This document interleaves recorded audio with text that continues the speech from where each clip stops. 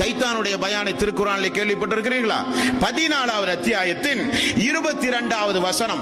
அந்த சைத்தான் மக்களை பார்த்து செய்கிற பயான்.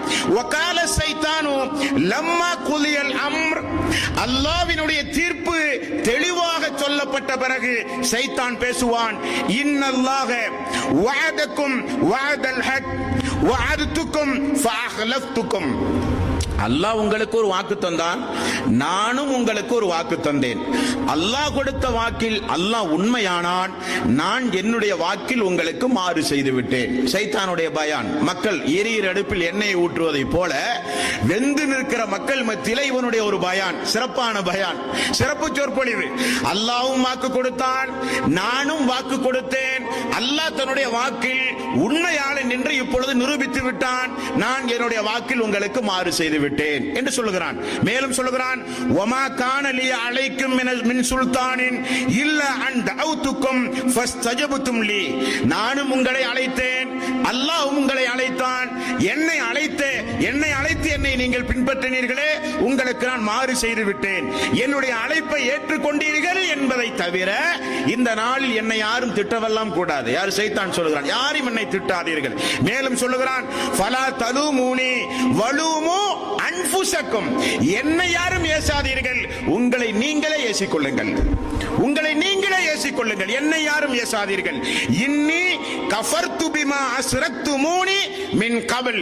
மேலும் நீங்கள் இணை வைத்தீர்களே, அதற்கும் எனக்கும் எந்த சம்பந்தமும் கிடையாது, அதற்கும் எனக்கும் எந்த அணுவளவும் சம்பந்தம் கிடையாது என்று சைத்தான் ஒரு பயானையும் மறுமை நாளிலே செய்வான் என்று அல்லாஹ் தஆலா அவனுடைய அருள்மறையாம் திருமறை குர்ஆனிலே குறிப்பிடுகிறான். நண்பர்களே, ஆகவே இந்த உலகத்தில் தெளிவாக ஒன்றை தெரிந்து கொள்ளுங்கள்.